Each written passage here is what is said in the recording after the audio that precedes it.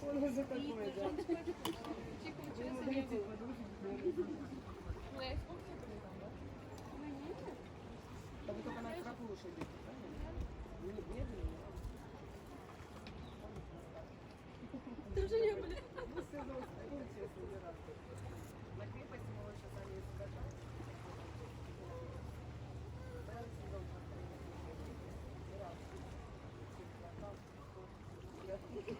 дальше этого места никуда не пойдем. Самое обидное, что стоишь и не можешь попасть. Да.